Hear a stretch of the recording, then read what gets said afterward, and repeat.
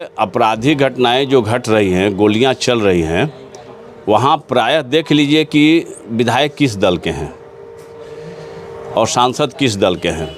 ये कितने लोगों की सेवा किए, वो जो थोक में उनको वोट देता है, कितने लोगों का सेवा किए हैं। उनके लोगों का इलाज हम करा रहे हैं, वो लोग आकर के हमसे देखिए, जब वो राहुल तिवारी जी कहते हैं कि जो उनके कार्यकाल में हुआ, हम तो कहते हैं कि सरकार का फंड है, चाहे सड़क भी बन रहा है तो मुख्यमंत्री उन्नयन योजना हो, मुख्यमंत्री सड़क योजना हो, या मुख्यमंत्री सेतु योजना हो, या मरम्मती कार्य हो, चाहे प्रधानमंत्री सड़क योजना हो, तो ये योजना सरकार के फंड के द्वारा हो रहा है। फिर भी अगर वो कह रहे हैं कि अगर मेरे कार्यकाल में हो रहा है, हमने देखा न्यूज़ में उन्होंने बोला था कि मेरे कार्यकाल में हो रहा है तो मेरा ही कहा जाएगा, मेरा ही अनुशंसा पर है।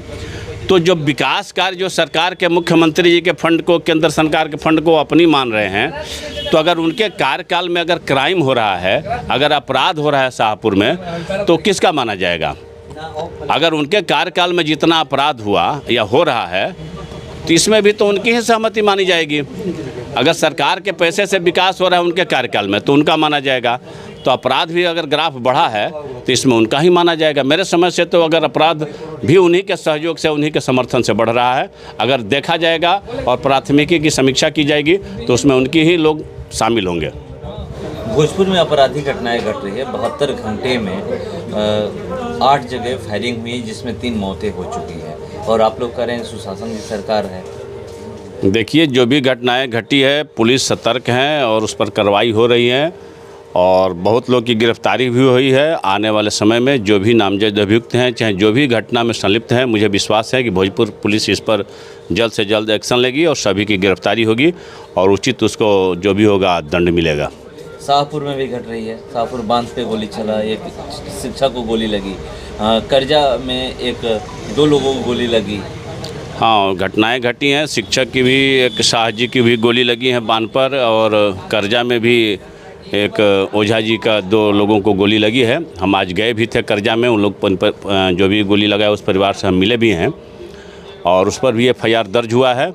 एक गिरफ्तारी भी आज हुई है, और आशा है कि जल्द से जल्द जो भी नामजद अभियुक्त हैं उसकी गिरफ्तारी हो जाएगी। गिरफ्तारी की बात है, मगर तेजस्वी यादव तो रोज बुलेटिन जारी कर रहे हैं कि क्या है, जंगल राज है या मंगल राज है। तेजस्वी यादव जब उप मुख्यमंत्री थे तो क्या उस समय घटनाएँ नहीं घटती थी क्या? और उसके पहले 2005 के पहले उनके पिताजी और माताजी जब मुख्यमंत्री थे उस समय तो और घटनाएं घटती थी।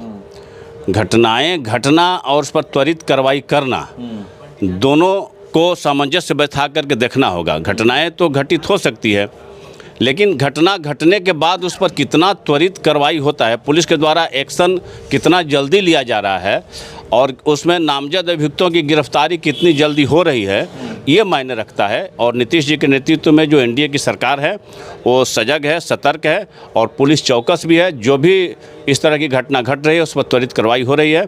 जितनी भी घटनाएं इधर विगत कुछ दिनों में हुई है उस पर पुलिस चौकस है, FIR दर्ज हुआ है और गिरफ्तारी भी हुई है। आने वाले दिनों में जो वंचित है सबको गिरफ्तार होगी।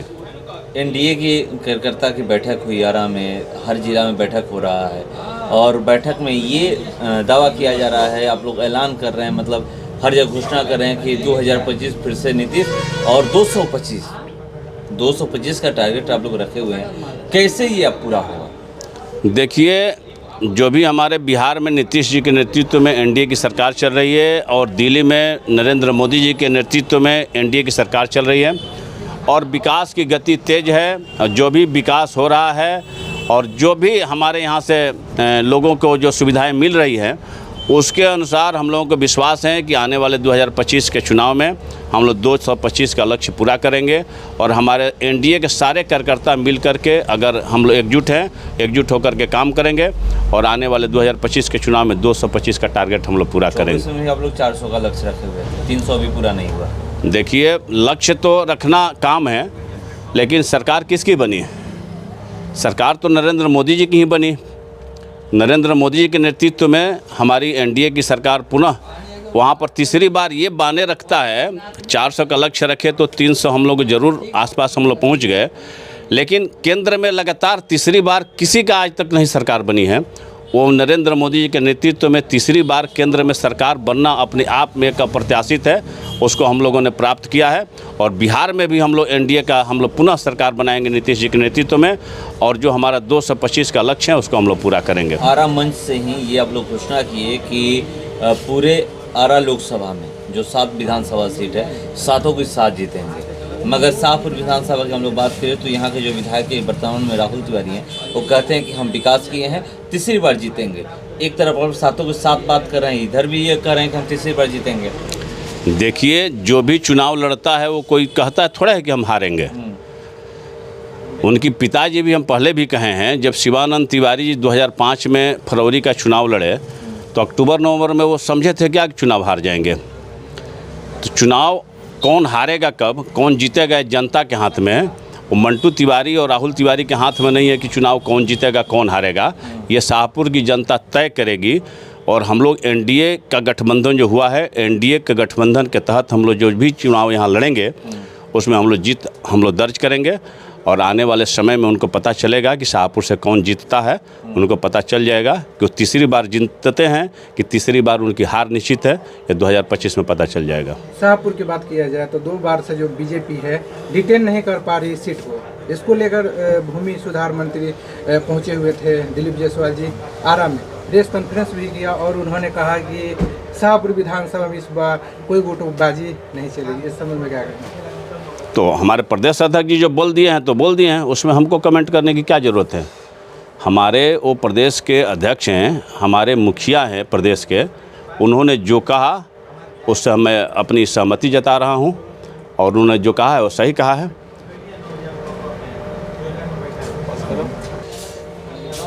आप लोग जब भी चर्चा करते हैं ये दोहराते हैं कि 2005 से पहले जंगल राज था। 2 दिन पहले जन संवाद करने के लिए आरा के सांसद सुदामा प्रसाद बिहिया पहुंचे थे। वो कह रहे अब कौन सा मंगल राज स्थापित करना चाहते, तमाम जगहों पर आपराधिक घटनाएं बढ़ रही है, गोलियां चल रही है। देखिए, आपराधिक घटनाएं जो घट रही हैं, गोलियां चल रही हैं, वहाँ प्रायः देख लीजिए कि विधायक किस दल के हैं और सांसद किस दल के हैं।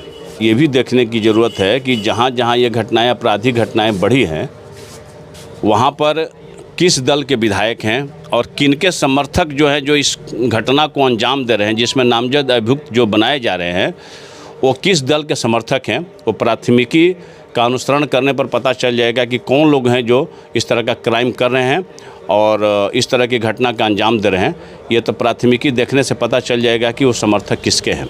2025 का चुनाव देखा जाए तो काफ़ी धीरे धीरे नज़दीक आ रहा है, उसको लेकर कैसी तैयारियाँ चल रही है आप लोग? देखिए, हम लोग अपनी तैयारी शुरू से किए हैं और कर भी रहे हैं। हम लोग 2020 से लगातार हम लोग अपने क्षेत्र में जमे हुए हैं। क्षेत्र की जनता के हम लोग सुख दुख में हम लोग हमेशा साथ में रहे हैं। हम अपनी स्तर से लोगों की सेवा कर रहे हैं। हम अपनी तरफ से लगातार लोगों के संपर्क में बने हुए हैं।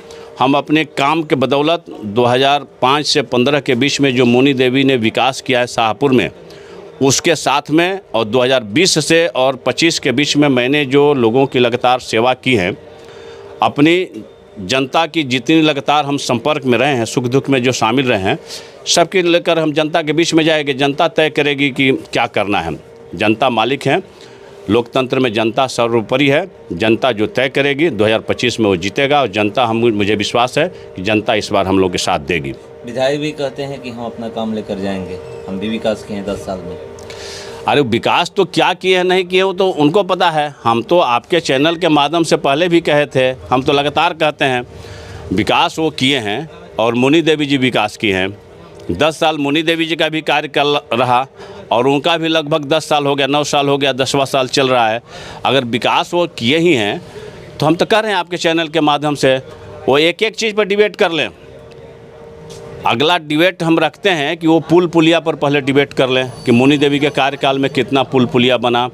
उसके बाद सड़क पर डिबेट कर लें कि उनके कार्यकाल में कितना सड़क बना, मुनी देवी जी के कार्यकाल में कितना सड़क बना। उसके बाद विद्यालय भवन पर डिबेट कर लें कि उनके कार्यकाल में कितना बना, मुनी देवी जी के कार्यकाल में कितना बना। उसके बाद में मान ली कि इंटर कॉलेज बना, यहाँ पर ITI कॉलेज बना, यहाँ पर शिक्षक प्रशिक्षण केंद्र बना मुनि देवी जी के कार्यकाल में।